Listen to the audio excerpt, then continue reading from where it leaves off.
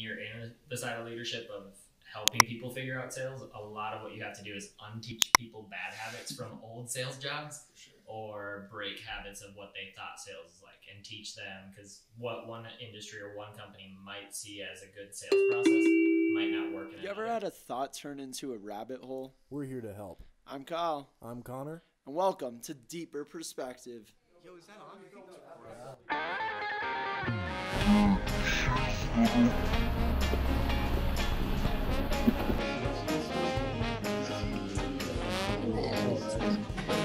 Okay, everyone move their...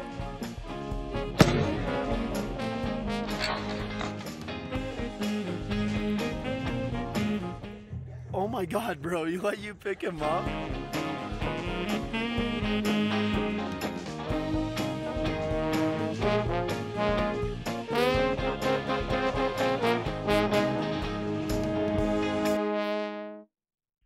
Hey guys, welcome back to Deeper Perspective. My name is Kyle. My name's Elijah. Jake. Cool. So today we're actually going to do a deep dive on, I guess, professional sales in general. I know that both of you guys have like really just done that for a while, right? Yeah. Mm-hmm. Yeah. So I guess 3 years. 3 years, yeah. Cool. And I guess just like to give our viewers a little background, like what are some of the sales jobs you guys have done, and what are some of the caveats of it? Southwestern Advantage. It's a door-to-door book selling company. Interesting. Yeah, it is super interesting. And then my last year, I worked with Vivint. They sell smart home security systems. So very cool. Yeah. And actually, I know I was talking with you about this earlier, Eli, and you guys are actually implementing solar this year, correct? Yeah, it's very exciting. Very exciting. Cool. So I guess are you going to be selling more security systems, or are you going to be going more solar this year? Well, the goal is to eventually kind of completely transform my business from security systems completely to solar. But we're going to be doing kind of a hybrid program this year. Very cool. And Jake, I see the Globe Life in the back there. Would you kind of, I guess, introduce what you do? Yeah, I've been in sales for about 12 years now professionally. Did door-to-door book selling with Southwestern as well back when I was still in school. And for the last year, I've been working with Globe Life Family Heritage, and we sell supplemental insurance. Very cool.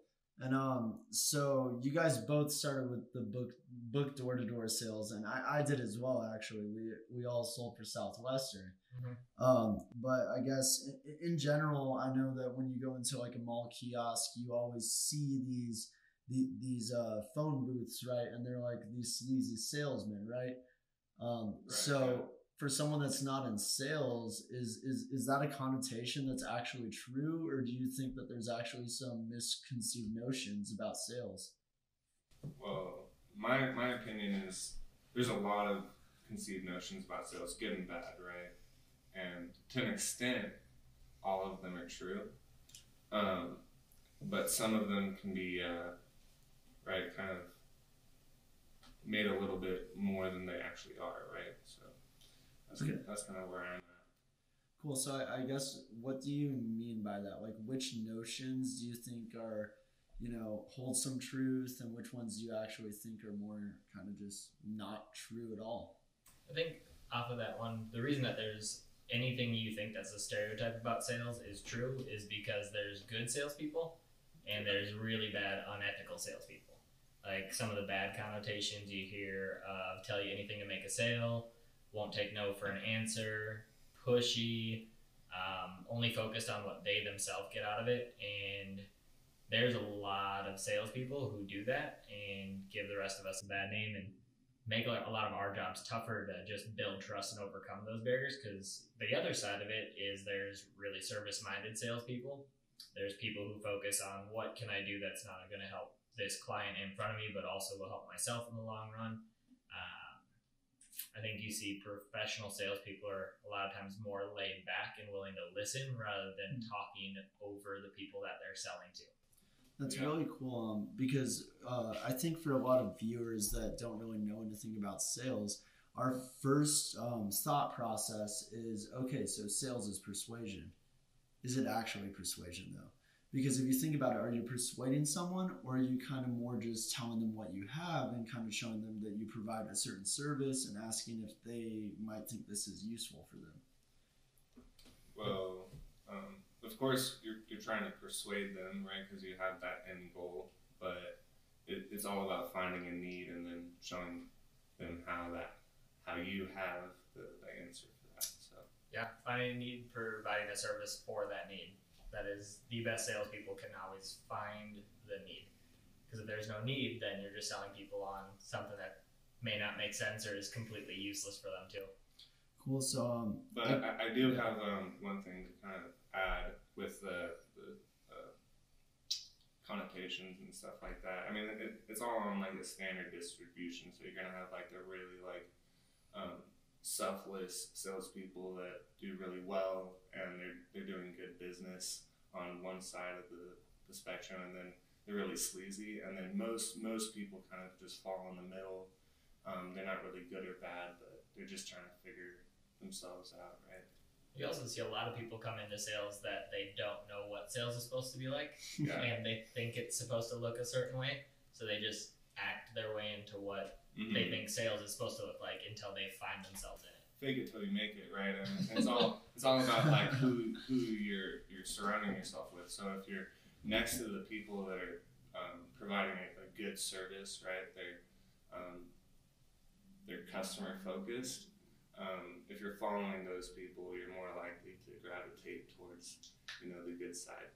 Yeah, which is also from the leadership side of sales, is when you're in the side of leadership of helping people figure out sales, a lot of what you have to do is unteach people bad habits from old sales jobs, or break habits of what they thought sales is like, and teach them, because what one industry or one company might see as a good sales process might not work in another.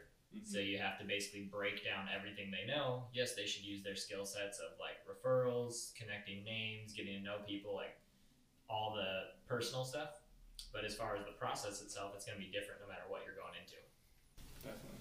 That's really interesting, because if you think about it, since the process is different, I know we've all seen this, but a first-year salesperson comes into a company, right, and they think, okay, I already know how to sell. I'm super confident, and they have this notion that since they're a confident frat dude, they're going to be good at sales. So what have you guys actually found has been successful? Or like, is there a certain type of person that could be a salesperson? I think anybody can, but it doesn't really matter who you are. You're going to be humbled, right? That's a fact. Because it is hard, right? And I mean, you can be super confident, and that helps. But it's really about grit, in my opinion. Cool. Would you mind elaborating on that? Well, like, what does a daily grind for Elijah Smythe in the selling field really look like? Well, you have to work. I think one of the main issues that we run into with, like, my opinion, with the country is instant gratification.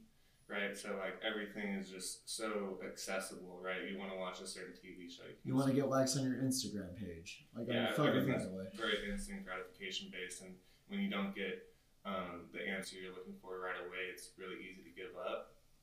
And that's one thing that's really cool about sales, is because if you have like a 2% success rate, like 2% of the people that you talk to buy, like you're going to do well.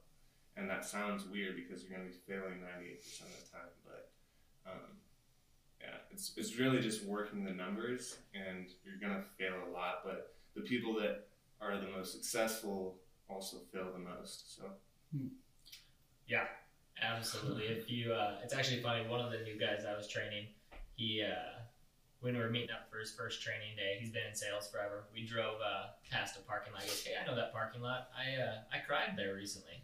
It's like, you have been in sales before. It's like, if you're not failing or hearing no enough, you're probably not putting the kind of work in that you could. Like, obviously the goal is to hear no less and less over time, but you need those no's to learn how to get better and hear more yeses. So I guess, Jake, you had a really big year in sales this year. Like, you moved from selling books, and now you're in Globe Life Family Heritage Division of Southwestern, which is in the conglomerate. But Yep. I guess like what are some of the ways that you could tell that it's a no, and how do you actually like move quicker through those no's to get to some yeses, or like what are some of the techniques that you actually use to basically help turn no's into more yeses? So what we were talking about earlier, just finding a need, I think that is the most important part of getting yeses or just getting quick no's in sales. Right. If you are asking questions and genuinely interested in the person you're talking to's situation and how what you have might fit them, whether it's insurance, whether it's solar, whether it's a car, books, like doesn't matter. Not only do you have to understand how this will benefit them, but they have to understand why is this a good fit for me.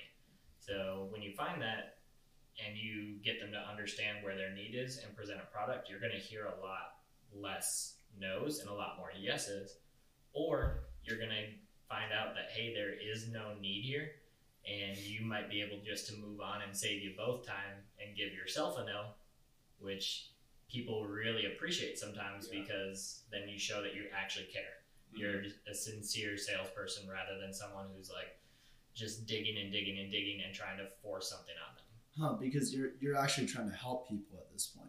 Yeah, it's like I think the best salespeople in the world are the ones who focus on helping people the most, because the more people you help, the more you're going to help yourself in the long run. Like I had an incredible sales year, made more money than I've ever made in a year this year, and a huge part of that is I've also felt like I helped more people in a year than I've ever helped in anything that I've done before. So it's kind of shifting the mentality of I'm selling something to whatever I'm providing, I'm helping people with the service that I'm providing, right? Yep. And I mean, it's all about saving time, right? So like your time is money, and certain people are gonna just be polite and let you talk, but you really have to qualify them, right, to see if they're actually gonna be a buyer, and having a good buying atmosphere. So like being able to be told no, right, and being okay with that. To some of our viewers that aren't really in sales, could you explain buying atmosphere super quick? Yeah, so for example, saying, hey, like I'm going to show you this stuff. At the end of it, if you can just give me a yes or no, I'm super busy. That's the only reason why I ask, and it's just going to save us both some time. But honestly, if you tell me no, you're not going to hurt my feelings. That type of thing, where you're like actually genuinely okay, them telling you no, is going to make them feeling more comfortable telling you no, and ultimately going to save more time. So, I'm bored with him on that one. If someone feels like they can say no, they're more likely to say yes because they want to. Exactly. If someone feels like they can't say no, they're going to find some creative way, or what they think is creative way, to say no. Like, can I get a card? Can I follow up? People love buying things, right? And it's going to be annoying to you, so you're going to get pissed off because you know that they're just lying to you. But if you just had a genuine connection with them, and you were okay with them telling you no, they're not going to lie to you, and you're going to feel better about it, they're going to feel better about it, and then ultimately you're going to have more production because referrals, and you're just conducting business better. So this is kind of a crazy thing, but this past summer, so I've sold books for 4 summers now, so all of us have thousands of hours in sales experience, but this past year was the year that I actually stopped counting how many sales I was making, stopped caring about the money, and I just really walked into situations with that true buying atmosphere you're talking about, and that was the only difference I made. I didn't change my sales talk. I didn't change the way I was talking about things. I just truly believed that, honestly, if you don't think this is going to be useful for you and your family, then please don't get it. Yeah. And it was funny because all of these grandpas, right, they answer the door in door-to-door sales, and they're like, what are you doing here? If you're selling something, we don't want to buy it, right? Mm-hmm. And so this one grandpa, he actually was like, if you're selling something, I want to buy it. And I was like, no worries, man. I'm just in the neighborhood hanging out with families, and I'm showing some awesome resources to help out with school. And he was like, that's cool. Like I'm not interested. Asked him for a map and had no intention of selling this guy. I was just like, can you just help me skip over neighbors and save some time, right? I was asking him for pre-approach on multiple houses, and he turns around after after giving me pre-approach, and I'm just like, yeah, and just so you know what it is, and I started demoing a book to him, right? This grandpa that originally, because I didn't really care if he bought or not, so much that he let me inside of his house, and he ended up getting $800 of books for me. So it was one of those things where do you guys ever go into a situation and know like who's going to be a buyer or who's not going to be a buyer? You never want to disqualify someone because you don't actually know who is going to be. I just had a business I worked with this last week where there was people who, no brainer. I ended up covering them. What I had was a perfect fit. There were some of the people that I met, and I just wanted to rush through the process because I had pre-qualified them in my head, like, this isn't going to be a good fit. And I'm thankful that I made the habit of asking questions and finding a need, because some of the people I wanted to disqualify were the ones who needed what I do the most. And a lot of times even you'll run into people who initially might be a no, like the guy you were talking about, but being patient and just making sure they actually understand what you're doing is so important. Like, I've been here for a year, and the 3 biggest claims that we've paid out to families that I've sold to, all 3 of them, I could tell you the exact story of how they tried to blow me off when I first started talking to them, or why it didn't make sense. And now their families are in a much better situation because in only a year or less of having the coverage that we sell, they've needed to use it to save their family from financial devastation. Right. It's interesting that you say that, Jake, because when you do think about it, the accidental sales are the best sales, because you kind of just like randomly stumble into these sales, but you also realize the people that need it most are the people that sometimes resist the most at first, and they don't really know what you're doing. So it's really because they don't know that they need it, right? Yeah. Yes, but also, I guess what's the fine line in that point of, I guess this comes back to buying atmosphere, but where do you push and where do you stop pushing without becoming, a pushy salesman that's, overstepping the boundary versus not unqualifying someone that could be qualified? I think it's important just to tell people, like, giving the buying atmosphere over and over again and reminding them, like, hey, it's okay to say no. But even if someone's initially not receptive, like, hey, like, that's okay. I'll just make sure you at least know what I'm doing, and then you can tell me no, and I'm pretty easy to get rid of. Like, you won't hurt my feelings at all. Right. And if they're still giving pushback, like, I say maybe 3 tries with someone of like, hey, like, do you want to look at this? No. Okay, how about I'll just show you over here? No. Okay, I'll just give you the quick version. No. Okay, cool. Like, after 3 strikes, I think someone's just taking your emotional energy, but being that service-minded salesperson and patient with people, a lot of times those ones who are resistant at first or may not understand the need, there's a lot of salespeople who come to them that they're just going to blow off, that they never actually see it, or they've had bad experiences with salespeople. That I think it's important for people to see you as a person rather than just a salesperson. Yeah, which is where that trust makes comes sense. They want to see that you're human. Yeah, they don't want you to be a robot. And you show up as a robot, you don't do well. And I think a lot of first-year salespeople have that issue where they show up as a robot. People don't really, they're not being themselves, right? But for example, I wouldn't even say just first year. I'd say there's experienced people dealers too, are someone totally different when they're selling than who they are on the outside. I think the most successful people are the same person, whether you meet them in a sales process or if they're just hanging out with friends. So isn't that normalcy in a way? Yeah. Well, I think kind of to go off of that, people don't like getting sold stuff, but they love buying stuff, right? And when you can actually kind of flip that thought, right? Because you knock on someone's door, right, and they're thinking you're trying to sell them something, but if you just show them what you have and you kind of break that level and you build that level of trust, then you flip that scenario, and then it's more of them if they want to buy it or not, right? You're not trying to sell it to them. And people love doing business with people they like. Exactly. That's it. That's why you got to be a human. In a way, you're just showing an online shopping store. You're explaining it really well. And if you're trying to serve people, then they're just going to naturally walk themselves either into it or out of it, right? And sometimes it's interesting because people will walk themselves out of it and sometimes walk themselves right back into it.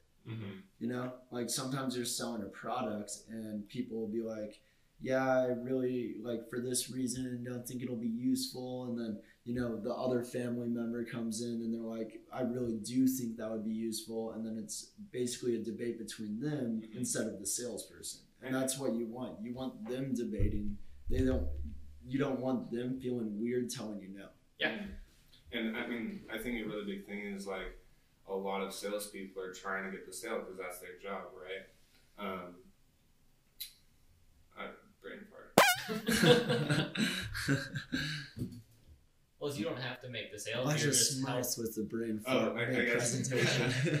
I mean, so like you hear about it all the time, right? Like you're going through like the sales process, you're trying to sell it to them, and then you kind of like shit, like I'm trying to sell this way too hard. And then when you relieve that pressure, you're like for example, I had this one family where I went through the entire presentation, and they're like, yeah, like we just don't really know. We think it's not a really good time, and I was kind of pushing, but then I realized I kind of went too far, so I just completely dropped it and was like, all right, like, I'll just cross you guys off type of thing, and then they changed their mind, right, because all that buying pressure was relieved, and I feel like that actually happens a lot. Yeah. Well, you don't have to sell if you're just helping people make decisions on their own. Exactly. People believe 10% what you say, but 100% of what they say on their own. So if you help them make a decision that this makes sense, then that is their decision, and you are no longer a salesperson. You're just a voice trying to help them out. It's funny that you say the 90 and 10% because I was at this house this past summer, and I came back and it was an appointment, and he was like, I didn't actually think you were going to show up. It was kind of like a dad that was like, oh, you came back. He was like, he was saying that to my face, right? And the guy literally was believing everything he was saying because he was on his phone. And, naturally people that review restaurants or review companies online, they're generally bad reviews, right? There's very few good reviews online for things. Like people that go onto those websites are reviewing things poorly. But this dad was reading all the negative reviews out loud while I was selling his wife a bunch of books. And as I walked away, Derek was like, I like how you're kind of just tunneling through me right now, and I respect that more, so I'm gonna let my wife buy, just because he was interrupting, he was interrupting what I was doing, but I was just staring his wife dead at eye contact and just like going through my thing, just almost kind of ignoring the guy, but he respected that more. It was a weird situation. They ended up getting about also $800 of books. Yeah. And I think that kind of depends on the person. You have to read the person based off of like how they react to things, because that's definitely not going to work with everybody. But in that case, right, it worked. So yeah, it's really interesting because in sales, you never really know what's going to happen. Mm-hmm. You could do the same sales job for a decade and still be finding new situations every time you're out there, because every person's going to be different from another one. In a way, it's kind of it's so spontaneous. Mm-hmm. Like it like you could be having a really fast morning and then see no one for hours, or you could have really slow mornings and then all of a sudden you run into 5 people in a row and it's like bam, bam, bam, bam, bam, bam. Well, you could even look at that in a bigger picture. There's sales that, in all of us doing the book business, that is a daily result type business. Like, so we do get a little of that instant gratification, but a lot of sales aren't that way. Mm-hmm. You could have bad years, bad months. You could have a 6-month, 18-month sale process that all of a sudden just falls through.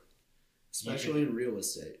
I mean, that's one of the many industries that are that way, that you could work and work and work and work on something, but it's important just to make sure you're getting your numbers and seeing enough prospects that you can help and providing a good service, because you never know who's actually going to come through.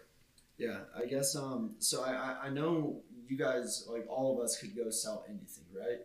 But what made you guys like choose the products that you're actually selling right now? Because like, yes, you could go throughout your day and do that, Jake, but like what made you be like, I'm going to go sell insurance?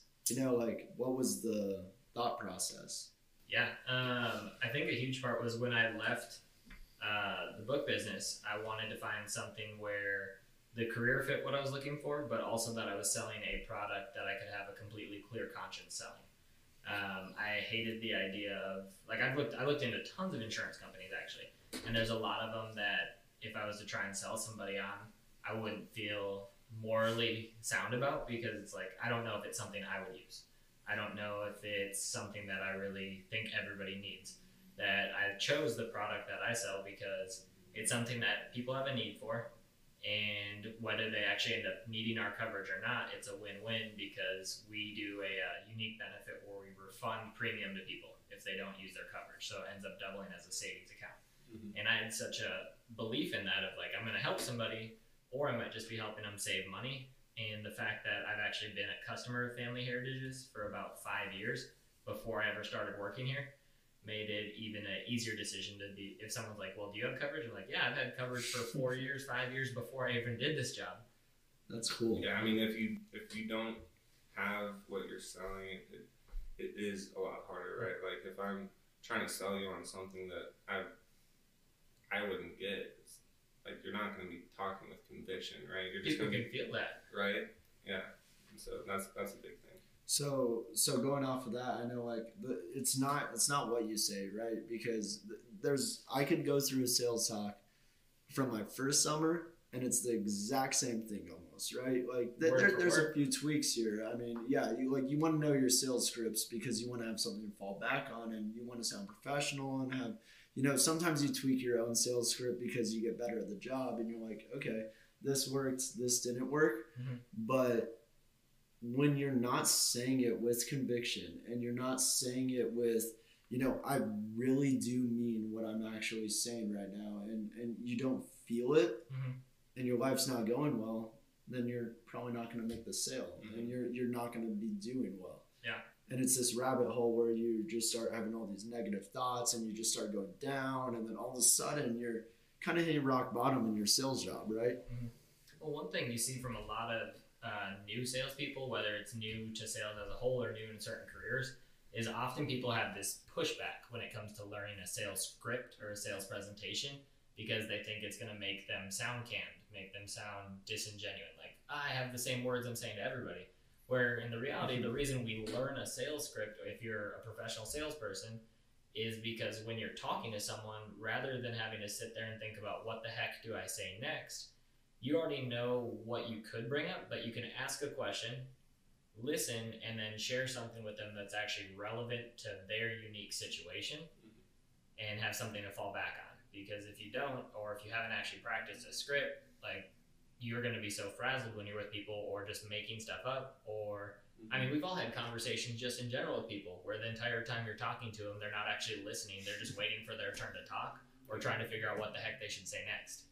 And with salespeople, that's the freaking worst, because they are literally being paid to listen to you talk about your needs, and they're supposed to help you. But if they're not listening, then I don't think they're actually being an effective salesperson as they could be. And that's interesting, because that kind of comes back to objections too, for example. So if you know your objections and you know your advanced sales of like, okay, if a person is feeling this way, they might not necessarily be disqualified. I just need to explain things to make them better understand that this might actually be a service that they could use. Yeah, and that's a really important part about knowing the entire sales pitch, because if you know the entire thing and somebody throws an objection at you, throws you off guard, you know exactly where you answer it, and then you get right back into the sales pitch. So, and that's kind of like the fake it till you make it, right? Because it's going to sound ingenuine at first, but the more you practice it, then actually you start speaking it in your own words, right? I guess going off of that, Eli, like, is it possible to basically fake your entire life and be good at sales? Like, are you able to basically just like not be doing the things that would lead to successful sales and, I don't know, do well? Like, like how do your habits line up with it? Like, how does your actual life line up with how well you're doing in sales? Well, I think it's like very mirrored, right? So if you're not very productive when nobody's watching, right, then you're not going to be very productive in the sales field. Your manager's not holding your hand every day. Yeah, exactly. And I think that's that's a notion that I had before I got into a sales job. Is I actually thought, I was like, oh, like, we go sell together. I didn't think like, oh, like at 3 p.m. on a Wednesday, after getting told no a couple times in a row, I'm on my own. Like you got to self-talk your way through that, right? You gotta tell yourself like everything's gonna be all right. We're hanging in here, and there's nothing in this world that could be better than me hanging out in this present moment right now. Mm-hmm. Definitely. And it's weird because I started a self-talk basically this summer, and my friend Danny Johnston, shout out to you, boy. But basically he has the self-talk of I'm present, I'm here, I'm in this moment. And I started doing that, and I'm on these stairs, I'm knocking on this door. Like I was literally talking out loud about exactly what I was doing. And it was really weird because I ran into really cool families, really cool situations, and it was happening more often. It's not that people aren't home at 2 p.m. on a Wednesday, because you could find people if you're really just being in that moment and you're doing a great job. Well, self-talk is such a huge thing in any sales, whether you're on your own or you're working with people, because the prospects you're talking to, they're not going to be sitting there cheering you on throughout the day. Sometimes you might get like a thank you. This is a really cool thing you did for us. But a lot of times you're just hearing those no's, and even the yeses are just, yep, it's a yes, and then you move on. That you need to be in some way, shape, or form either processing what you're going through that day, talking about what's going on around you, or even just like giving yourself some sort of praise verbally, because it's damn near impossible to think negative thoughts or to let your mind drift if you're consciously speaking out loud, either about the situation you're in or speaking out loud positive or motivating things to help you stay focused on what you're trying to accomplish rather than getting discouraged. Yeah, what's the saying, like 90% of the thoughts in your head are negative? Something like that. Like, and it's wild because sometimes you don't think it's negative. Right. Yeah. I mean, it can definitely kind of just slip your mind, especially if you're just being quiet and you're like going through the motions. But if you're speaking out loud, it definitely trumps anything that you're thinking, because you can't think quietly when you're talking out loud. So I really like that thought, because, for example, if you say, I have to go get groceries, you are actually saying a negative statement, and you don't even realize you're saying a negative statement because you have to do it. No, you get to go get groceries because you have a roof over your head and you're able to eat, and you should be thankful that you have food. Yeah. You know, like it should be more of a positive way of looking at things. And it's definitely a practice, right? You can practice it. It's a skill. It's a muscle that you can train. And the more you flip these little like negative situations upside down and you make them positive, it's gonna make everything better, and it's gonna be easier to stay positive. Can feel super unnatural at first. Yeah, for super sure. Uncomfortable. If it feels uncomfortable, you're probably doing it right. And it'll never get easier. You just become more and more comfortable with it over time. Yeah. And it's really weird because a lot of times I consider myself to be like a super awkward person, and I kind of pride myself. Yeah, I am. But here's the thing: is like, to people that aren't in sales with me, because I've learned how to practice that muscle enough.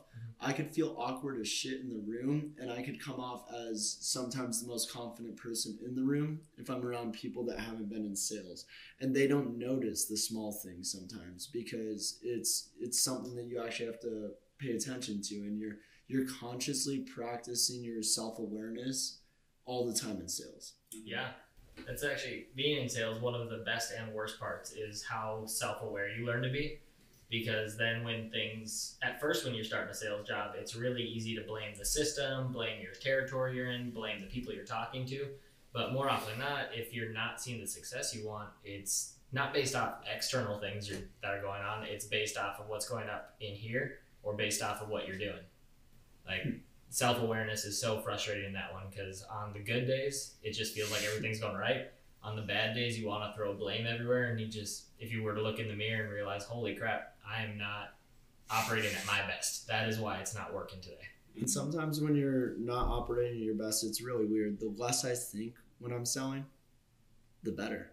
Yeah. Like I'll think about customers and think about that was a really cool family. Like I was talking with the Garcias, or I'll think about the people I've been talking to.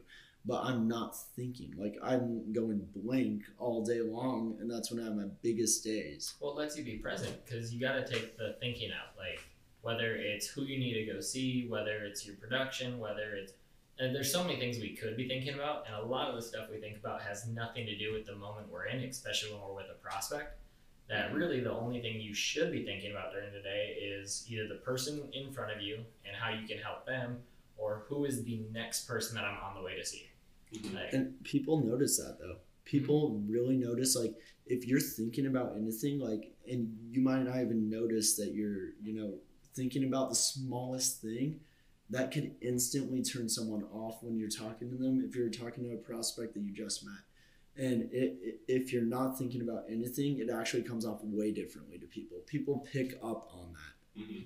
Something kind of added to that, like what I would describe what you're talking about is kind of like in the zone, right? Like you don't have to think about what you're doing. You're in your mojo. Right. And I think it really comes down to, like, humans are controlled by habits. And if we actually had to think about everything that we do, it'd be way too much. And so habits are really cool because you don't have to think about it once the habits form. And I think that's kind of when people find, like, the peak of, like, production, right? Because they've made all these, like, good habits, and they just have to go through the motion at that point. Yeah, I mean, you have to have the actions that actually lead to the result that you want. And I think this was actually a notion that I had wrong up until this year, when I actually, like, kind of figured it out a bit more, was that my actions weren't in line with how well I wanted to be doing. So, for example, like, those habits, like, the more habits you have and the more effective you are throughout the day, the more you're minimizing your time doing the things that don't actually matter, and you're spending your time more wisely, then you're also probably going to be seeing prospects and spending your time more wisely during the day. Like, even outside of the job, for example, like, those habits carry into sales. Absolutely. Habits are everything, right? We hear that a lot. What are some of your guys' really good habits that you guys do? Couple for me. Are you talking in the day of sales or just life in general? I guess both. Like, what do you do in life in general outside of selling season, and then what do you do during selling season? I think it's my selling season is year-round, so there's no just gap in the season, but doing things that help you feel whole, that actually let you focus on being present in your sales process. Like, so things I do is I'm reading books that I enjoy in my downtime, going to the gym, working out regularly, spending time with my significant other, like, checking all those boxes. I feel filled, because when you're in the sales process, the last thing you want to have happen is think about anything going on the outside of that situation that you don't feel great about or feeling guilty about. And I'd say in sales itself, you were talking about taking the thinking out of it. That's huge. If you can just focus on who's in front of you and not have to think about all the little things. So, like, in sales itself, one thing I do is every day before I go to bed, I write out the first 10 to 25 businesses that I'm going to be talking to tomorrow. So when the day starts, I just know where I'm going and who I'm going to be talking to, and I just go down the list and don't have to think about it. In advanced sales, it's funny because we do those things, but people don't necessarily see us do those things. Like for example, like, nobody probably knows that you write down the first 10 to 25 businesses, but then you go to, your friends are like, how is Jake doing so well in life? How is he making this income? Yeah. And they see you drinking, like, a beer at a restaurant, and they're just like, how are you doing this? And they don't actually see what goes in behind the scenes of sales. Mm-hmm. And I think that's one thing that, like, the most effective salespeople are really humbled in, is if you're humbled in the fact of not bragging about what you're doing in the, like, side categories, but you're just having mini victories for yourself, then you're really not caring what people think about you, which is a really powerful concept. Yeah. Well, a lot of that's just really basic stuff too. Like, to do that and to write out who you're going to go talk to the next day takes very little effort. Easy. Or, like, to have a game plan or to reflect on your day. Like, it takes no effort. So a lot of what you'll hear that's advanced sales is really just advanced basics. And it's the most successful people doing all the really, really basic things that we tell people to do when they're first starting, just doing it more consistently and more consciously than letting those little things slide. It's funny because the people that end up not doing well in sales jobs and end up leaving right away, they don't trust the system. They blame the system. And they don't understand that these companies, if you're working for a successful company and people are doing well, trust the system. Because if you trust the system, there's no way to fail, right? Mm-hmm. But they're like, I could cut that out. But like, you really can't take any shortcuts if you're going to do well, right? Mm-hmm. And I mean, I would say most people can see why those things are important, but it's just about the level of importance, right? And discipline. I mean, yeah, discipline. And time management, right? So like you can feel really like overwhelmed when you have like 3 things to do in a day, and if you just but like you haven't really like specified them, and if you just write them out and think about, oh, okay, I have to do this, this, and this, and you're like, this is 3 things to do in a day. It's not that much, right? Yeah. I've definitely been guilty of this too, right? Like you can feel super overwhelmed and not really have that much to do, but when you actually write it out, it makes things so much easier. And it's such an easy thing to do, but I think a lot of people overlook it. It's kind of interesting to think about when you're in sales for a long time, teaching sales to new sales reps is way harder than selling, because you understand it yourself, but explaining all of it is overwhelming to a first-year sales rep. Mm-hmm. So finding the way to properly train someone becomes the most difficult part. Yeah, I mean, I know when I was in high school, right, like you get those teachers where like they expect you to know everything, and I mean it's kind of the same thing, because you know they're experts in what they're doing, so they just automatically to some extent think that like everybody thinks how they think, but you really have to kind of like get down on the other person's level and kind of start from there. Because you have to remember when you first started out in sales, how were you? And if you're coming in with, you know, Jake, how long have you been selling? Like 12 years now, professionally. Like 12 years. It's like remembering how you felt when you first started out 12 years ago. It's a really hard thought to actually think about. So it takes a lot of mental effort to go back to the basics, because you're doing advanced basics, but you can't teach advanced basics to people starting out, because you have to be able to tie your shoe before you could go run. You know what I mean? Like you can't be doing, you can't be closing if you can't get in a door. Mm-hmm. You know what I mean? Like you have to learn the basics first before you can do the advanced basics. And that's so hard to teach. Yeah. It's an interesting topic for sure. Yeah. Cool. Well, anyways, guys, I guess, is that pretty good right there? Yeah. Yeah? Yeah. Cool. I'll just launch it out. My name's Kyle, and this is Eli, and we got Jake. Thank you guys for joining us today. Cool. Thanks. Thanks for having us, man. Yep. And welcome to Deeper Perspective, episode 3.